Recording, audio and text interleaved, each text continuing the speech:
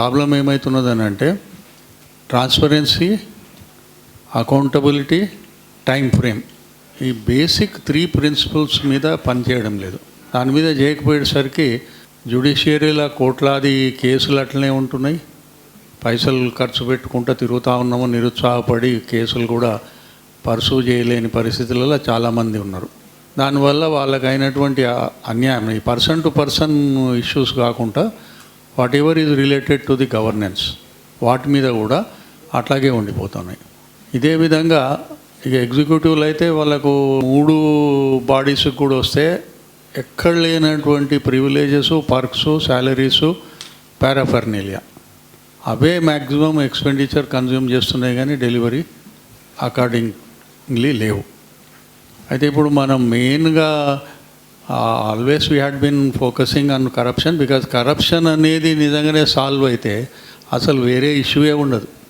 అన్నీ కూడా interconnected to corruption only and dereliction రెండే. So the issue is political governance and most of the executive corruption they are all latent. You can't even have a source to find out where it starts, where it ends. You can't have a proof. That is the biggest problem. ఎట్లా పోతాయి, ఎట్లా పైసలు పోతాయి, ఎట్లకెళ్ళి ఎటు పోతాయి అనేది చాలా, అది ఎవరు కూడా మంత్రి రికార్డింగ్లో చెప్పడు, ఎగ్జిక్యూటివ్ కూడా కనిపించేటట్టు చేయడు. దాన్ని మ్యానిపులేట్ చేసి దాన్ని ఎట్నో మిస్రిప్రజెంట్ చేసో అడ్వాంటేజెస్కి, ఫేవరిటిజంకి చేస్తూ ఉన్నారు. దానివల్ల ఇవన్నీ ప్రాబ్లమ్స్ వస్తున్నాయి. అంటే on a larger scale it is a vicious circle. But however it is, without fearing we had been us FGG taking up so many issues. But మీరు ఇందాక అన్నట్టుగా పర్సనలైజ్డ్ కొంతమంది మీద పడాలని అంటే సాధ్యం కాకపోవచ్చు అండి. ఎందుకంటే అండ్ ఇంకోటి ఏమవుతుందంటే అది మనది కూడా ప్రాబ్లం అయిపోతుంది. అది ఒకళ్ళు ఎమ్మడే పడ్డరు, వీళ్ళు చెప్తే పడిండొచ్చు అని కూడా వస్తుంది, అట్లా కూడా వస్తుంది. అయితే అంశాల మీదనే మనం ఫోకస్ చేస్తే బాగానే ఉంటుంది. అంశాల మీద మీరు అన్నట్టుగా కరప్షన్ అనేది అందరికీ తెలుసండి. ఇది ఎట్లుందంటే దాగుడు మూతలు లెక్కున్నది. ఇది అందరికీ తెలియదని కాదు, రోడ్డు మీద పబ్లిక్ కూడా అందరికి కూడా man on the street has become corrupt. That is the issue. మనం ఓన్లీ హయ్యర్ అనేటట్టే లేదు. మరి వీడు బుద్ధి తక్కువ పైసలు తీసుకొని ఓటేస్తలేడా? మరి తెలిసి కూడా ఒకళ్ళు ఇన్ఎఫిషియంట్, వాళ్ళు పర్ఫామ్ చేయరు, వానికి బ్యాడ్ ఉన్నాడని తెలిసి కూడా మళ్ళీ వానికి గద్దెక్కిస్తున్నాం. అదేవిధంగా మీరు అన్నట్టుగా బ్యూరోక్రసీ ఏదైతే సకంబ్ అవుతున్నారో, I have a lot of IAS people in my family as well. So వాళ్ళు సకంబ్ ఎందుకు అవుతున్నారంటే ఇక ఎక్కువ సస్టైన్ చేయలేరు. ఈ సిస్టమ్కి ఎదురుగా ఈత ఆడి అన్ని 4-4 decades at least A person works in the governance అంత చేయలేరు. ఎందుకంటే వేరే ఇబ్బందులు కూడా ఉంటాయి. ఇక మానసికంగా కూడా అందరు తట్టుకోలేరు. మంచోళ్ళు కూడా చెడు అవుతున్నారు. నాకు ఒకటి జ్ఞాపకం, ఒకసారి ఒక ఆయన చెప్పినారు, నేను when I was out of air force, ఒక ఆయన రాజీవ్ గాంధీ గారికి స్పెషల్ చీఫ్ సెక్యూరిటీ ఆఫీసర్ గారు ఉండ్రి. ఆయన ముంగడు ఒకసారి నేను ఇట్లనే, ఆయన is a very good man, gentle man and మంచిగా చేస్తాడు, మనకు మంచిగా వచ్చిండు ఇప్పుడు అని అన్నాను ప్రైమ్ మినిస్టర్గా. అంటే ఒకటే మాట చెప్పినాడు ఆయన. డాక్టర్ సుబ్రహ్మణ్యం గారు అని ఉండే, చాలామందికి తెలుసు అనుకుంటా.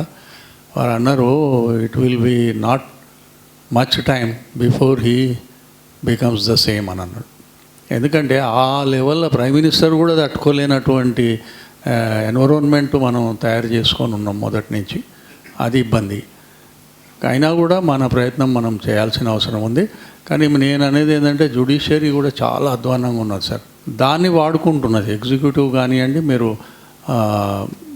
పొలిటికల్ సిస్టమ్ కానివ్వండి, పార్లమెంటరీ, ఎగ్జిక్యూటివ్ అండ్ జ్యుడిషియరీ మూడే కదా మెయిన్ ఇంపార్టెన్స్. వాడు మూడిట్లలో ఒక తీరుగా ఒక కాకస్ లెక్కనే ఉన్నది. ఇప్పుడు చూడబోతే కావాలని నేను ఒక ఇష్యూ మీద మేము department is also a respondent and we were the last 2 respondents. 4-5 నెలలు కేసు నడుస్తే మరి గవర్నమెంట్ కూడా అకౌంటబిలిటీ ఉన్నది కదా, శాలరీస్ తీసుకుంటారు. They are also to protect. They know that the petitioner has filed a wrong hidden evidences ఇచ్చినాడని.